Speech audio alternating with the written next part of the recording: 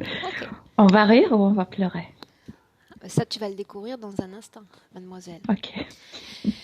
Bien, alors, ce qu'on va faire, comme je te dis, comme tu sors d'hypnose, tu dois pas être encore très très loin de l'état hypnotique. Donc, si tu veux, tu fermes tes yeux. Je compte de 5 à 1, d'accord? Et tu te détends simplement. 5,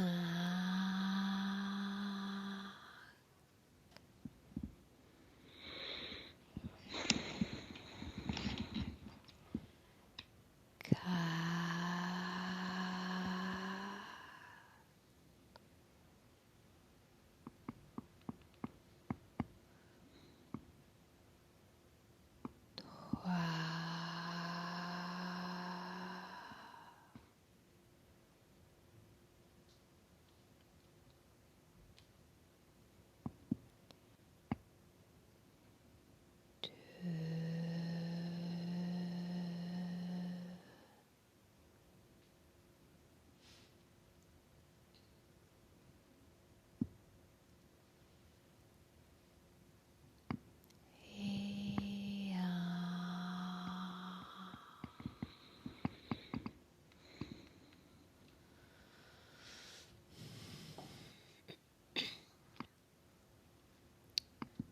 Bien.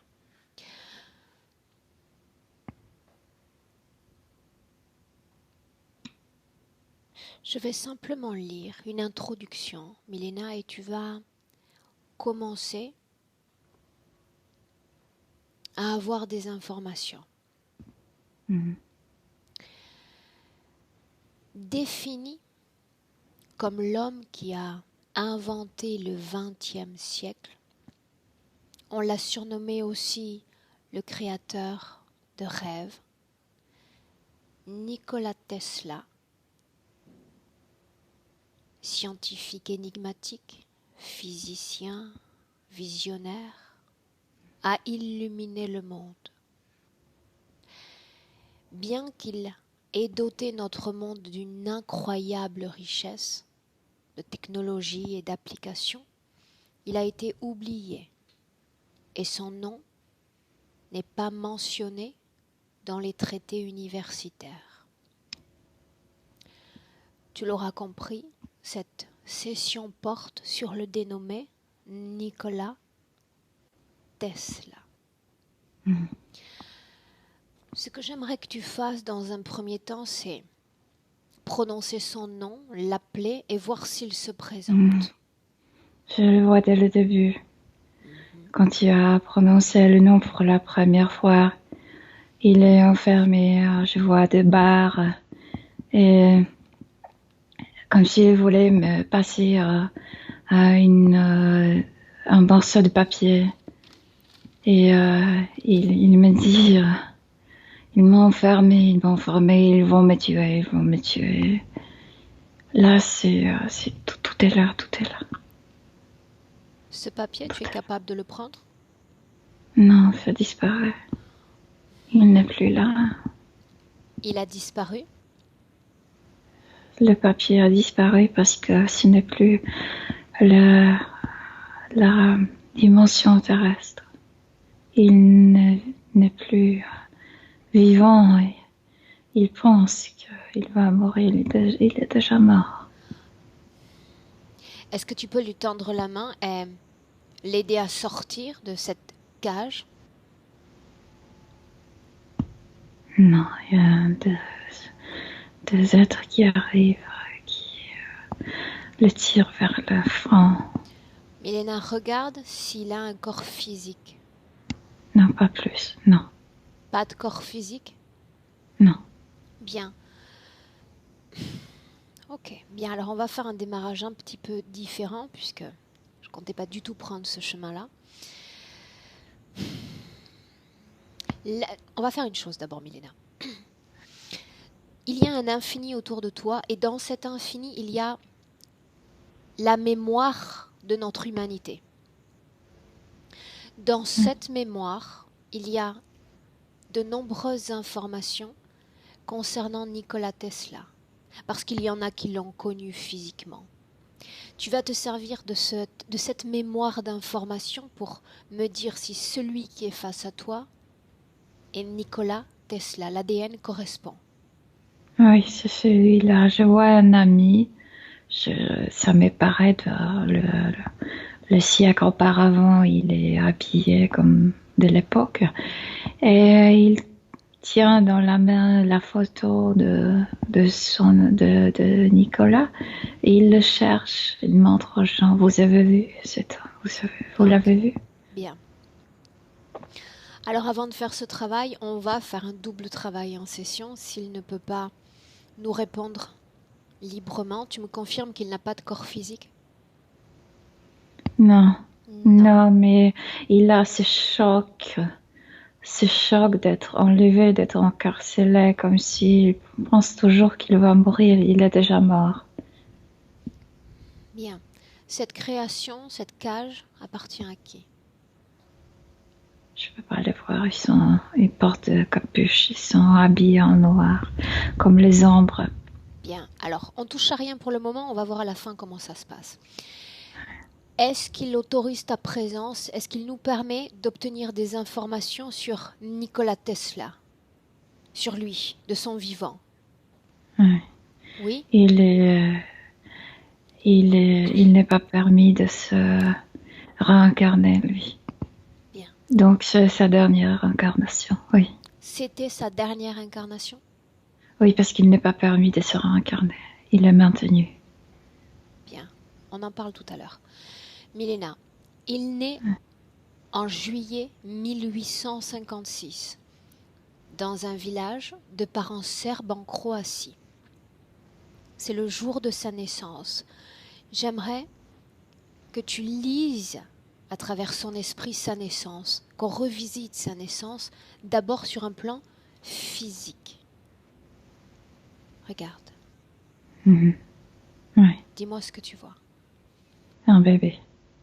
Mais un bébé qui est venu déjà avec les idées de l'autre vie. Les idées techniques, les idées mathématiques. Mais sinon, le bébé est normal. Est-ce que tu peux voir si le mari ou s'il y a d'autres humains autour de cette mère qui accouche? Les femmes et une femme qui aide à accoucher. Bien.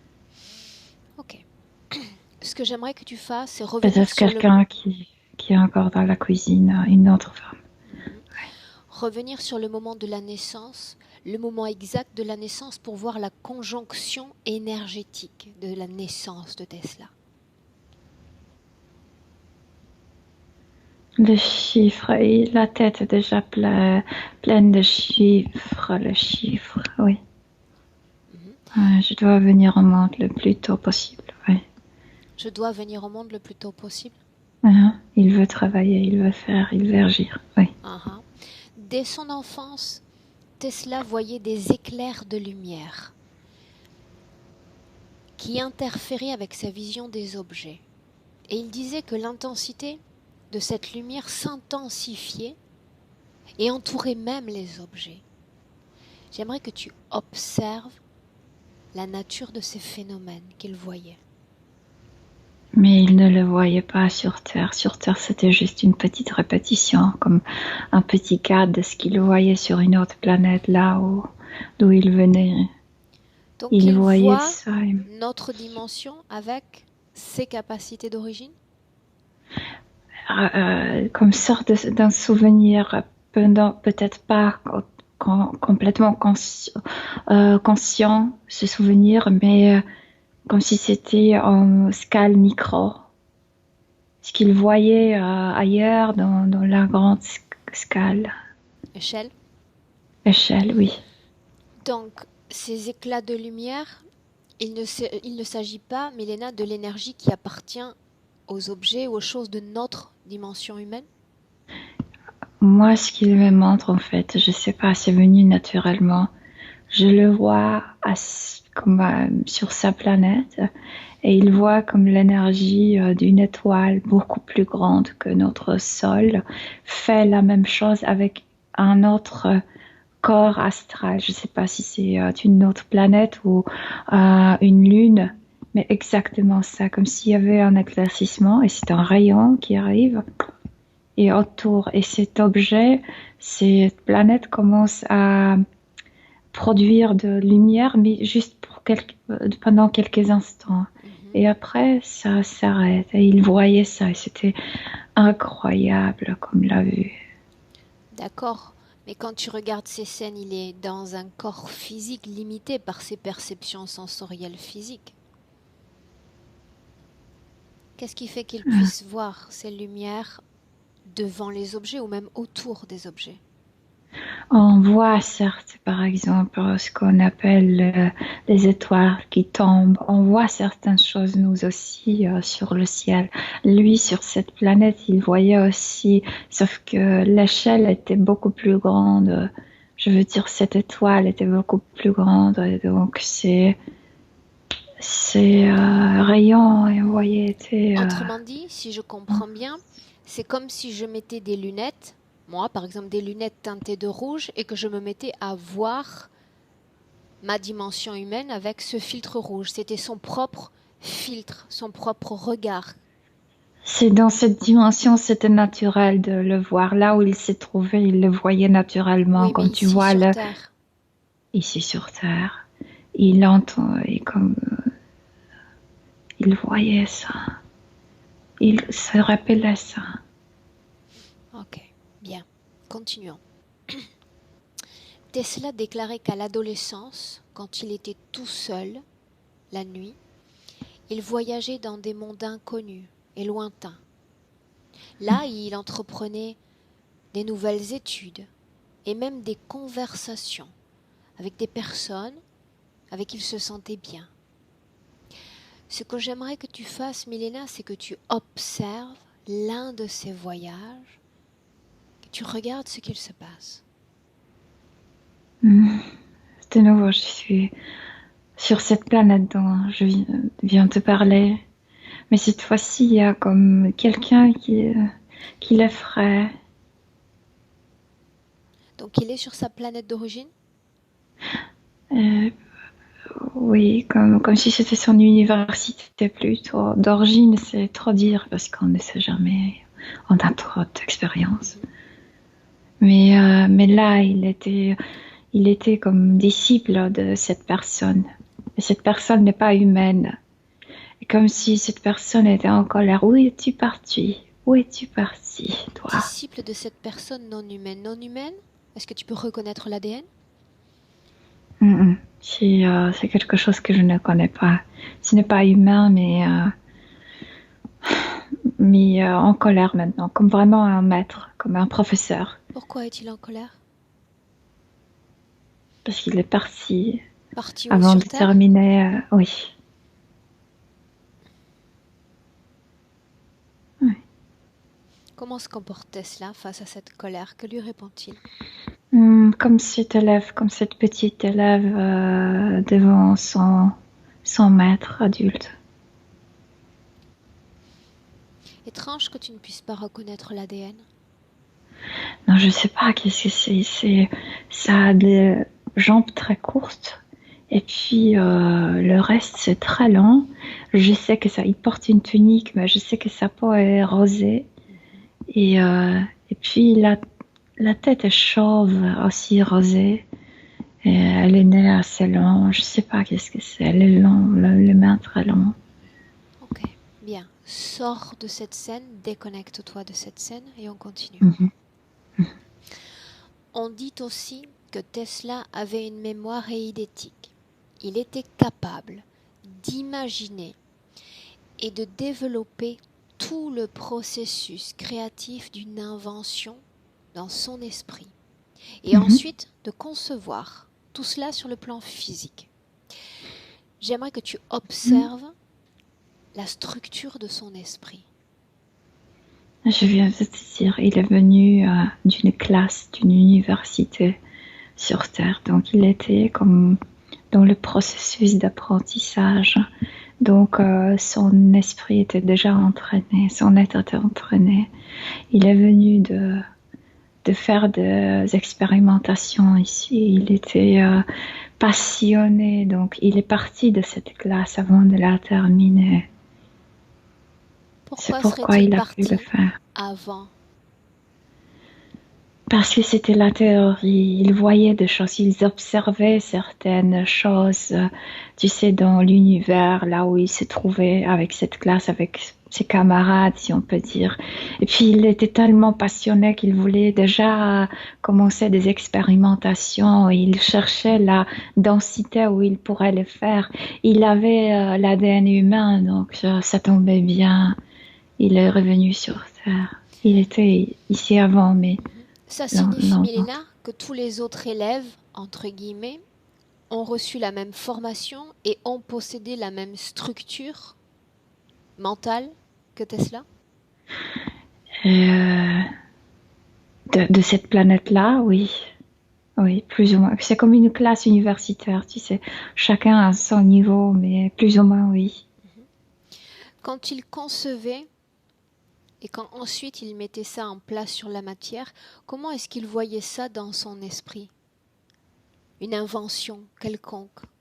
Comment est-ce que on peut C'était voir? facile pour lui parce qu'il, ici sur Terre, il voyait tout sur cette échelle micro, comme avait déjà dans l'esprit comme macro, comme dans les choses qui se passent dans l'échelon beaucoup plus grand.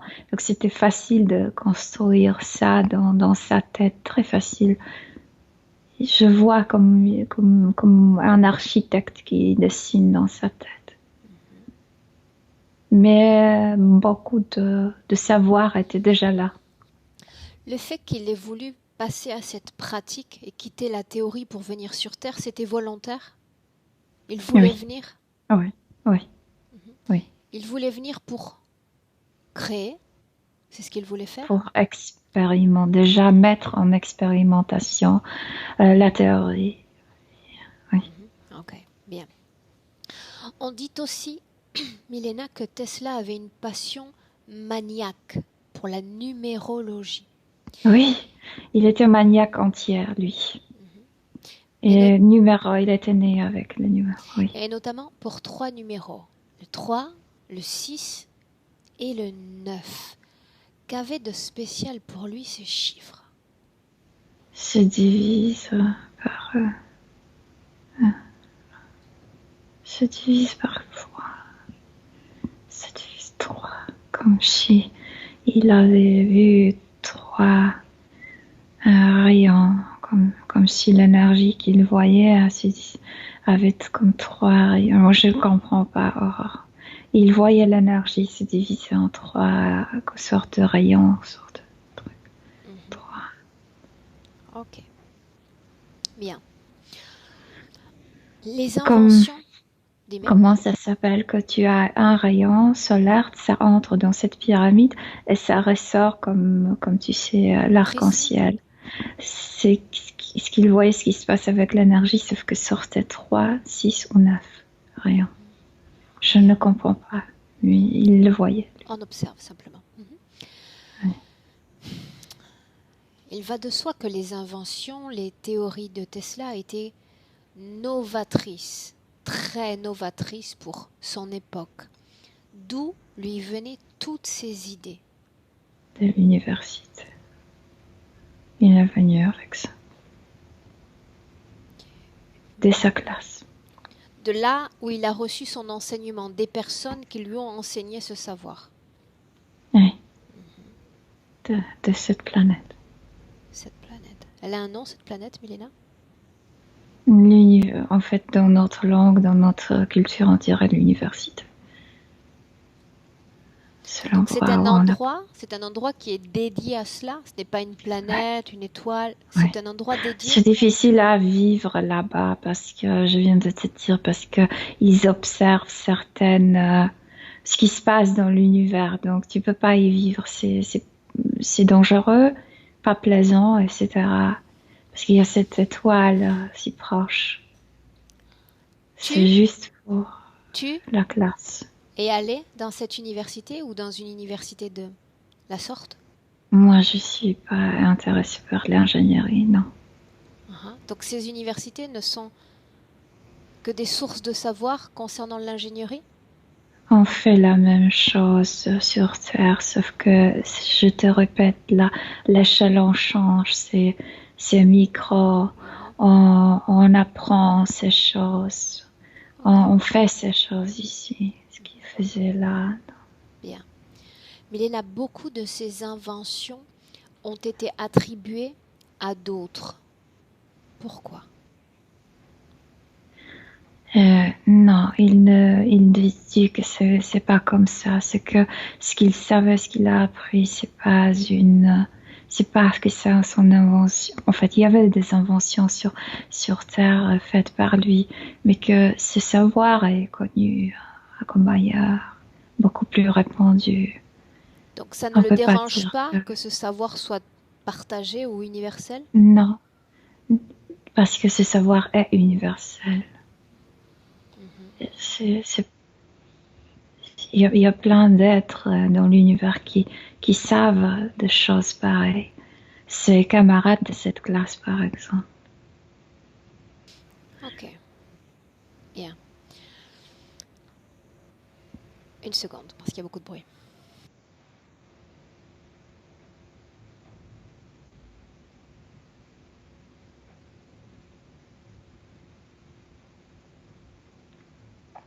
Ok, bien.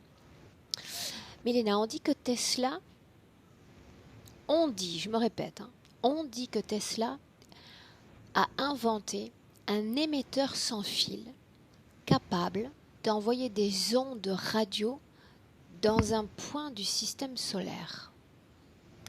La question que je te pose, c'est est-ce que Tesla a réellement inventé cet outil? Non, moi je viens de te dire qu'il a vu ça sur cette planète, dans cette classe. Ils observaient ça avec cette étoile, avec cette lumière. Ils observaient beaucoup de choses. Il est venu juste de l'expérimenter D'accord, dans. mais un être humain a créé cet appareil. Et cet appareil, j'ai besoin de savoir si c'est lui qui l'a créé ou un autre que lui. Et lui, il l'a créé, mais je viens de te dire, le savoir qu'avait Tesla, ce n'est pas un secret dans D'accord. l'univers. Donc, les autres aussi peuvent le faire. Mhm. Pourquoi est-ce qu'il a créé cet objet? Parce qu'il est venu pour ça sur Terre. Pour expérimenter. Pour invention. Pour la technologie. Pour ça, il était passionné. Il a couru. Il a fui ça. Il a séché sa classe. Pour expérimenter sur Terre. D'accord, mais quand on rentre dans une phase expérimentatoire, on se dit qu'au bout, il y a des possibilités de création. Donc si je crée une machine avec des pédales, peut-être je vais m'attendre à ce qu'elle vole, à ce qu'elle puisse avancer dans l'eau ou sur le sol, c'est-à-dire je pars avec un objectif à l'esprit dans ma création. Mhm. Quel était son Moi, je vois objectif? la même scène utilisée comme quelque chose en air pour produire la luminosité. Mais moi, j'arrive pas à t'expliquer comme s'il y avait c'est trop physique. Même si tu cherchais à me l'expliquer, a priori, je risque de ne pas comprendre. Ça, ce sont mes limitations, Milena. Donc, on observe simplement, d'accord? Je sais pas, comme s'il cherchait la pression de l'air pour ensuite que ça se manifeste dans la luminosité. Je sais pas, il comprenait ce qu'il faisait, moi je comprends pas. Mhm.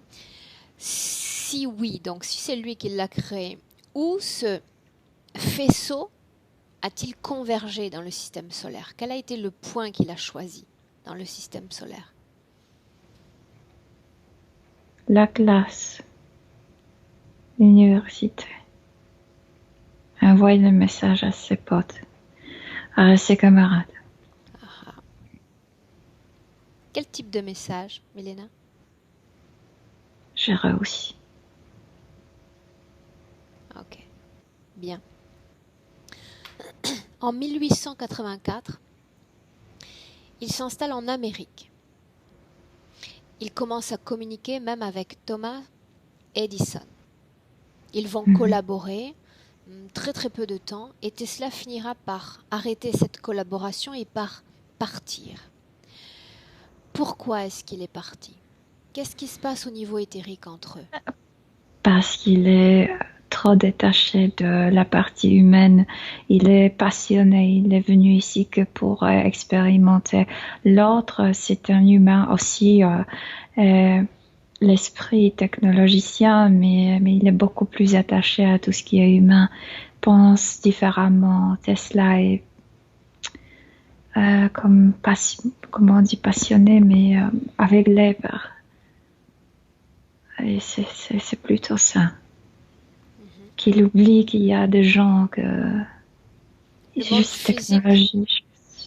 Oui. le monde physique où les humains ont peu d'importance? Les humains, oui. Moins. Beaucoup moins, oui. Ouais. Ok, bien. En 1899, un laboratoire est construit à Colorado Springs. Il commence dans ce laboratoire à étudier la foudre, ses effets et comment exploiter leur charge électrique. Des phénomènes étranges se produisirent autour du laboratoire. Observe ce qui se passe lors de ces études. Sur un plan physique d'abord. C'est nouveau, cette pression que je ne comprends pas. La pression de l'air qui produit quelque chose, qui entre je ne comprends pas, comme s'il y avait des gaz sous terre cette pression de l'air provoque la sortie de gaz. C'est ce que je vois et ça provoque beaucoup de choses, ces gaz, mais je ne comprends pas. Pourquoi est-ce qu'il y a eu tout un tas de phénomènes un peu étranges autour du laboratoire? Les gaz, les gens un peu se sentaient. Ces gaz, c'est quelque chose qui sortait de la Terre. Et puis aussi le phénomène électromagnétique fort. Mais ça, c'est présent avant qu'il passe en expérimentation ou c'est lui qui a provoqué cela? Les expérimentations avec l'électricité qui provoquent ça. Tesla n'a rien à voir avec ça. Ce sont des phénomènes physiques. Il les voyait ailleurs. S'il n'a rien à voir avec ça, pourquoi? Ces phénomènes étaient présents avant qu'il vienne installer son laboratoire, de façon naturelle? Ces phénomènes se passent partout. C'est que là, c'était un endroit où c'était comme dédié à ça. Donc, ça s'est accumulé. Ok, donc il y a accumulation. Accumulation de quoi? De ces pôles électromagnétiques à cause de ces... moi, je ne comprends pas. Moi, je vois cette pression de l'air et je ne comprends pas de quoi il s'agit. Ok, bien. On continue. Puisqu'on avance, tu t'en es rendu compte chronologiquement. Oui. Une seconde. Ok. Attends. Là. Donc, on est en 1902, 1904. Il va construire une tour, la Wardenclyffe, qui est un endroit où il va créer un appareil de transmission. C'est ça son but. Oui, c'est ça. Il est venu pour ça, oui. Un appareil de transmission, de stockage d'énergie gratuit, d'accord, composé de vibrations électriques, qu'il capture dans l'éther. J'aimerais que tu regardes le fonctionnement de cette tour. Mais c'est la même chose que j'ai vu dans ce laboratoire. Il y a une pression de l'air. Je ne comprends pas. Il y a une pression de l'air. Il y a quelque chose qui, cette pression change de vibration. Ces vibrations s'augmentent et ça sort par cette tour. Je ne comprends pas. Parvient-il réellement à stocker l'énergie dans cette tour? Oui. D'où proviennent ces vibrations électriques? C'est-à-dire ce qu'il arrive à stocker dans la tour. D'où est-ce que ça vient? C'est déjà dans l'air. Il faut le seulement compresser à ce point que ça commence que ça veut se libérer, cette énergie. C'est cette pression dont je te parle. Regarde, Milena, un segment d'une de ces vibrations électriques ou rayons, enfin ce que tu vois. Comment est-ce que tu vois cette énergie? Si tu faisais un microscope, que tu regardais attentivement, comment est-ce que tu pourrais décrire la structure d'une de ces vibrations? La structure. Je vois l'humidité de l'air qui est très important, comme de petites particules de l'humidité, comme de l'eau dans l'air, et ça glisse à travers ces particules de l'eau à l'intérieur. Et il y a de nouveau cette pression et ça glisse en bas. Mais il n'y a pas de vibration, c'est la lumière pure. Lumière pure. Mais cette lumière, elle vient de l'éther, n'est-ce pas? Mm-hmm. Pourquoi l'appelles-tu lumière? Je le vois comme un petit rayon de lumière. Le fait de concentrer cette énergie, c'est-à-dire de la ramasser puis de l'amasser dans la tour, est-ce que ça crée un déséquilibre autour ou plus loin ou pas? Non, mais pour notre cerveau, oui, parce que notre cerveau a sa propre électricité. Donc oui, ça peut provoquer certaines... ça dépend de la personne,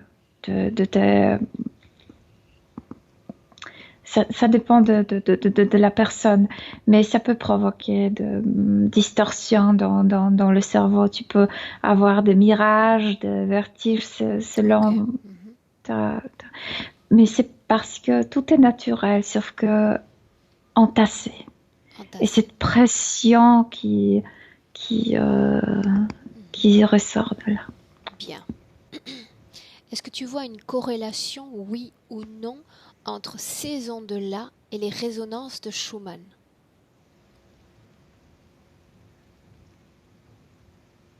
Non. Non. Maintenant, j'aimerais que tu regardes la tour Eiffel, Milena, que tu connais bien, Oui. sur un plan énergétique. J'aimerais que tu regardes si tu vois un lien entre la tour de Tesla et la tour Eiffel. Non, parce que là, tout était entassé. La tour Eiffel n'arrive pas à suppresser cette énergie. Donc ça veut dire qu'Eiffel amasse aussi une énergie? Mais pas ainsi, pas comme ça. Ça devrait être plus enfermé. Et non, c'est pas la même structure. C'est pas la même structure. Pour autant, les vibrations qu'a capturées Tesla sont semblables aux vibrations capturées par Eiffel? Il ne s'occupait pas de vibrations, il ne se posait pas de questions de vibrations, il se posait de questions de produire ça, comme de gérer la production de cette énergie. Et c'est tout autre chose, Tour Eiffel. Bien. Tesla a découvert également, Milena, qu'en transmettant des fréquences extrêmement basses dans l'atmosphère, il pouvait modifier les courants et même changer le climat. Il disait même que grâce à ces ondes, on pouvait interagir avec l'activité bioélectrique du cerveau et la nature vibratoire. Exactement. Cette découverte, Milena, est-elle utilisée aujourd'hui? Oui. Si oui, dans quel projet? Oui, mais par les soldats. Lui, il ne le faisait pas en propos. Lui, il voulait être comme directeur de tous ces phénomènes naturels. Il n'avait pas comme projet de l'utiliser contre l'humanité, pour l'humanité. Son but était de le gérer, de savoir le gérer. L'armée le fait à propos. Il y a un nom à ce projet? Est-ce qu'il y a un nom qui te vient ou pas? Je vois le symbole d'éclaircissement. Et puis, il y a 6 coups. Ok. Bien, toujours en avançant dans le temps. En 2000, à la base de missiles White Sands au Nouveau-Mexique, après des années de recherche, l'armée teste un appareil révolutionnaire, capable de renverser n'importe quel objet volant. Observe les résultats des tests qui ont été effectués par cette armée. Pression de l'air, je viens de te dire, pression de l'air. L'air devient lourd, ça tombe. Qu'est-ce qui tombe, Milena? Ce qui volait, je ne sais pas ce qui volait. C'est qu'un objet métallique. Un objet métallique. Mais ce n'est pas un avion, c'est beaucoup plus rond. Cette arme, on va l'appeler ainsi, puisque c'est ainsi qu'il l'appelle. Oui. Quand est-ce qu'elle a été utilisée? À part cette fois-là, à part durant ces phases d'expérimentation. Il y a quelqu'un qui est venu et qui ne me permet pas de ramasser les informations. C'était un russe, un soldat russe. Dis-lui de partir. Oui. Dis-lui de partir. Comment tu te sens? Plusieurs catastrophes, mais d'abord de gens comme civils. Plusieurs catastrophes. Qu'est-ce que tu appelles catastrophe? Les avions qui tombent dans l'océan. Ok. Bien. Existe-t-il une relation entre ce dispositif et le rayon de la paix inventé par Tesla?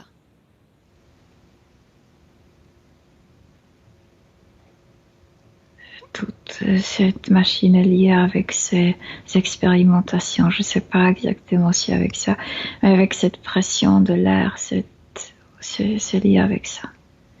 Non, avec ça ne me dit rien, ce rayon de paix. Mais en gros, avec son travail, oui. Ok. Plus tard, donc, on est le 5 janvier 1943. Tesla téléphone au département de la guerre des États-Unis pour proposer un projet afin de compléter une de ses inventions. Ce jour-là, il va s'entretenir avec un colonel, le colonel Erskine, qui va promettre de le rappeler, mais qui ne le fera jamais. Observe ce qui se passe au niveau éthérique au cours de cette conversation téléphonique. Mm-hmm. Oui. Tesla parle comment aider avec l'énergie, comment arrêter les machines, les tanks, arrêter les projectiles dans l'air parce qu'il s'agit juste de maîtriser la pression de l'air et tout va tomber avant d'atterrir sur les cibles. Il parle de ça. L'homme dit qu'il est fou. En fait, il parle avec Tesla d'une manière pour lui, pour qu'il se sente comme quelqu'un qui n'est pas mentalement stable, mais ils vont l'arrêter. Énergétiquement, regarde les deux hommes sur un plan Oui. énergétique et cette conversation. Tesla, comme dès le début dans sa vie, il est passionné, il parle, il présente son projet, il dit que il sait comment arrêter cette guerre, il sait quoi faire. On peut même construire une mur de l'air pour que les projectiles d'un territoire ne passent pas à l'autre. Il parle, l'autre écoute, et puis il va ordonner de l'attraper. Que fait-il une fois que le téléphone est coupé? Que fait-il, ce colonel? Ils vont il va donner l'ordre de trouver cet homme, de ramasser tous ces documents, de ramasser tout. 2 jours après, le 7 janvier, il est retrouvé mort dans sa chambre d'hôtel. Comment est-il mort? Non, il était attrapé. C'est cette personne qui est morte, c'est pas lui. Non? Il était enfermé au sous-sol. Je t'ai dit au début, je l'ai vu. Il disait que ils vont me tuer, ils vont me tuer. Qu'ont-ils fait de lui, Milena? Ils l'ont enfermé au sous-sol et ils ont étudié les documents, les notes. Ils l'ont maintenu vivant pour juste au cas où s'ils ne comprennent pas. Ont-ils compris? Mais ils ont compris, oui.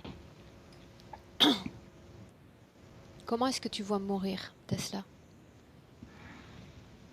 Comment on dit? Tirer.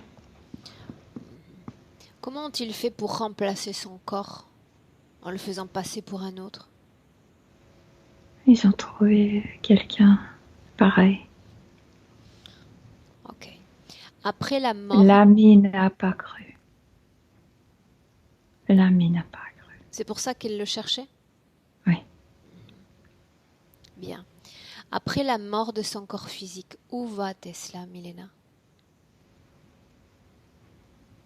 Avec ces êtres en capuche noire qui coopéraient dans cette base militaire. Tu peux regarder sous la capuche à qui on a affaire?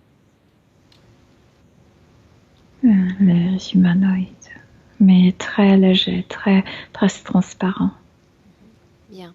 Sur la même lancée de ce que tu as dit précédemment, justement, après sa mort ou présupposée mort, tout son travail est confisqué par le FBI et déclaré top secret, et par le FBI, tout ce qui restait est resté. Par la marine et le vice-président. Qu'y avait-il de si important dans ces notes qui méritaient d'être cachées? Qu'avait-il découvert de si important? Non, ce qui est resté dans son bureau, la plupart de ces documents étaient déjà comme changés. Cette armée a déjà ramassé tout ce qui était le plus important et ils ont comme falsifié certaines choses. Là, dans ce document trouvé après la mort, c'était falsifié, il y a presque rien. S'ils ont falsifié, ça veut dire qu'ils essayaient d'occulter certains éléments, certaines découvertes. Et en quoi consistait? Tout est dans cette base. Tout ce qui est important est dans cette base. Et qu'est-ce qui est important? Qu'est-ce qui mérite d'être caché à l'humanité? Cette pression de l'air. Comment utiliser notre atmosphère pour faire des changements. Ils font ces projets Aurore. C'est déjà en route. Ils utilisent. Ils sont même capables de produire le tunnel dans l'air et transportation invisible grâce à cette différence de pression de l'air. Donc, tu peux pas voir ce tunnel. Bien. Beaucoup de choses. Bien. Ok. Maintenant, ce que j'aimerais que tu fasses, c'est que tu cherches sur notre Terre le corps physique d'un dénommé Max Lugam. Mm-hmm. Tu m'as répondu précédemment. Alors je vais m'y prendre autrement. Tu m'as dit que Tesla n'était pas réincarné physiquement, n'est-ce pas? Il ne peut pas. Bien. Demande à cet être, à ce type, ce Max Lugam, s'il est en contact, direct ou indirect, avec la partie subtile de Tesla. Oui ou non? Essayez. Oui, essayez. Mais il ne peut pas trop se contacter parce que je viens de te dire, Tesla enfermé. Tesla est bien garder. Pourquoi les entités cherchent à le garder? Que je comprenne. Parce que ce sont les humanoïdes qui dominent la technologie, pas les humains. Il ne faut D'accord. pas laisser les humains de se développer autant. Et les humains n'ont pas développé de technologie puisque les militaires ont mis la main dessus. Alors, pourquoi les humanoïdes chercheraient-ils encore à le rendre prisonnier?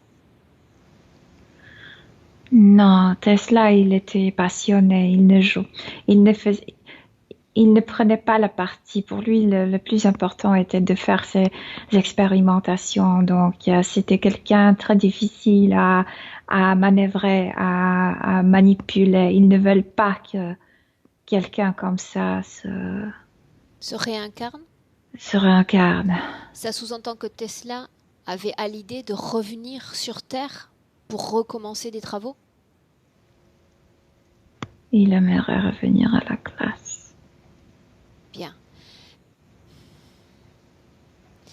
Laisse-lui des informations.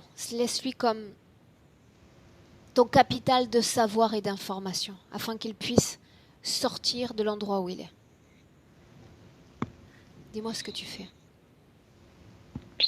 Je lui ai passé les informations, mais je viens de te dire, je l'ai vu dès le début, derrière les barreaux. Peu Il ne importe. sort. Laisse les informations, qu'il les traite. S'il a un esprit aussi avancé qu'on le pense, il pourra sortir. Comprendre qu'il n'a pas à obéir à un autre système que le sien propre. Il peut rentrer à la maison s'il le veut. Il sait comment sortir, se transformer. Mais comme ça, il va oublier certaines choses en laissant cette forme humaine. Oui, mais en rentrant à la maison, il se souviendra de tout. Il n'aura rien oublié. Comme ça, il serait son expériment le plus réussi. Tout à fait. Parce qu'il sera soi-même autant que la lumière. Tout à fait.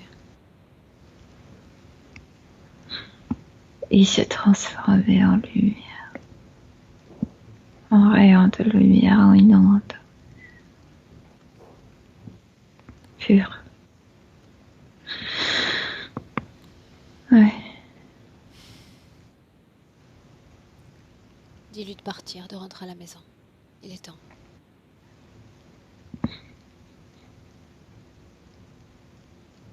Oui. Comment est-ce que tu te sens? Je l'ai perdu de ma vue. Bien. Ok. On rentre. Prête? Oui. Bien. Je compte de 1 à 3. À 3, tu es parfaitement de retour dans le présent. Prête? Oui. Bien. À 1, tu te déconnectes complètement de cette ambiance hypnotique. Déconnecté de toute forme de conscience et de toute chose, de tout et de tous. Tu reviens doucement à toi, tu commences à mobiliser tes fréquences en prenant une profonde inspiration et tu te sens bien mieux, bien plus légère, bien plus gaie et lumineuse. À 2, tu continues de travailler ce champ fréquentiel. Tu l'élèves à l'émotion que tu aimes le plus expérimenter. Puissante, dynamique, dans ton corps et tes informations.